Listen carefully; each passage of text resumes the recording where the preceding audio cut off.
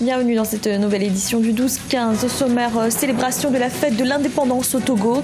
Le pays commémorait ce jeudi 27 avril le 57e anniversaire de son accession à la souveraineté nationale. À cette occasion, le gouvernement a rappelé l'importance de préserver la paix sociale. Le nouveau gouvernement marocain est officiellement entré en fonction. Les députés ont voté ce mercredi 26 avril la confiance à l'équipe dirigée par le Premier ministre islamiste Saad Eddine El Othmani. Et les échanges commerciaux au sein de l'espace CEDEAO restent encore faibles. Les importations commerciales se situent entre 10 et 15 milliards de dollars, représentant seulement 10% des importations globales de la sous-région. Le Togo a célébré ce jeudi 27 avril les 57 ans de son accession à la souveraineté nationale. Des festivités de l'indépendance placées cette année sous le thème du développement inclusif. À cette occasion, les autorités ont d'ailleurs rappelé l'importance de privilégier la voie du dialogue et de préserver la paix sociale. Écoutez à ce propos l'ancien Premier ministre Joseph Kokou-Kofigo. C'est un message d'espérance. La route est longue pour le développement, mais il faut chaque jour, nous devons poser pierre sur pierre et en le faisant chaque jour, le Togo va se construire et la jeunesse aura sa. Au Maroc, les députés ont voté ce mercredi la confiance au nouveau gouvernement de coalition du Premier ministre islamiste Saad Eddine El Othmani. Le programme gouvernemental a été approuvé à une large majorité de 208 voix, 91 voix contre et 40 abstentions. Le Premier ministre a annoncé qu'il ferait de la loi de finances 2017 sa priorité. Deogras Espodo.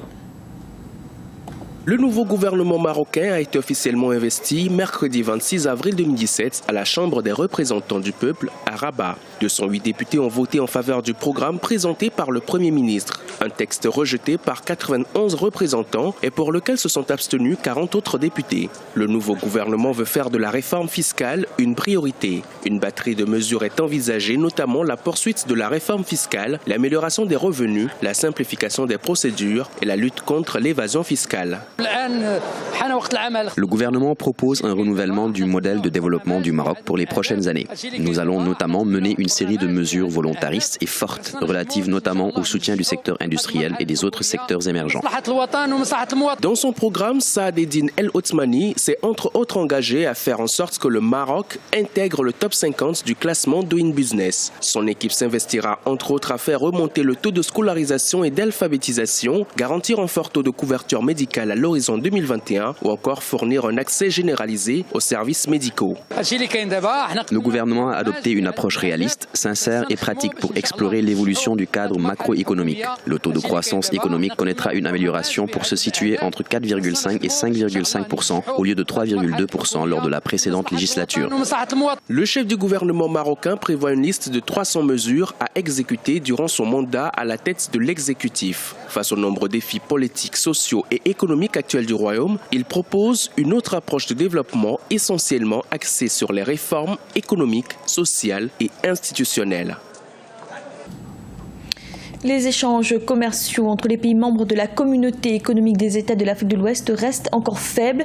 C'est le constat fait par la commission de la CEDEAO. Les importations commerciales se situent entre 10 et 15 milliards de dollars, représentant seulement 10% des importations globales de la sous-région. Idolette Mirabel-Bissou.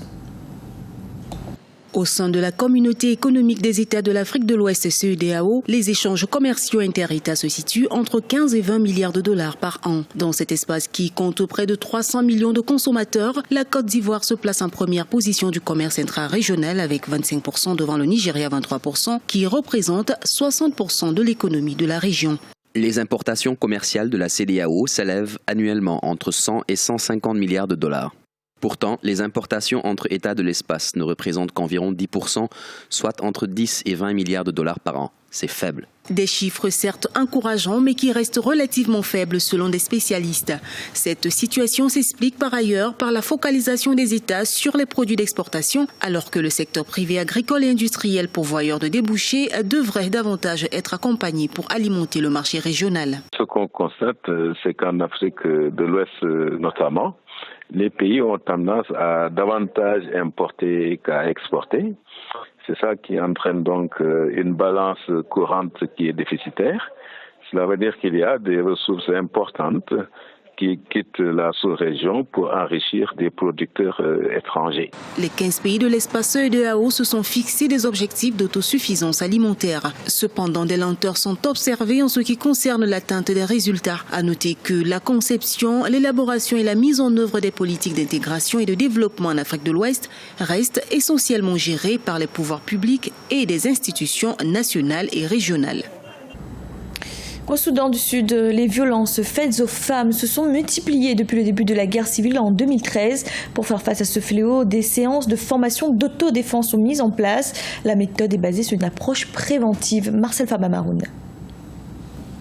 Depuis le début du conflit au Soudan du Sud, les femmes sont victimes de viols commis par des soldats et rebelles. Des groupes de droits humains affirment que les combattants ont violé des femmes en fonction de leur appartenance ethnique. Rien qu'à Juba, la capitale, des centaines de viols ont été enregistrés par l'ONU. Ainsi, plusieurs d'entre elles ont décidé de s'orienter vers une formation organisée par la mission des Nations Unies au Soudan du Sud et destinée à l'autodéfense.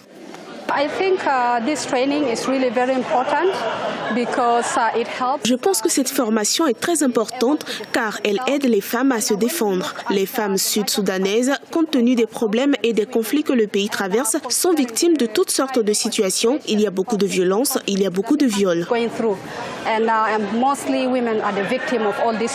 Les formateurs ont adopté plusieurs stratégies d'autodéfense pour mieux sensibiliser les Sud-Soudanaises sur la violence sexiste au niveau des foyers et de leurs lieux de travail. La formation est surtout axée sur la méthode préventive face à d'éventuelles menaces.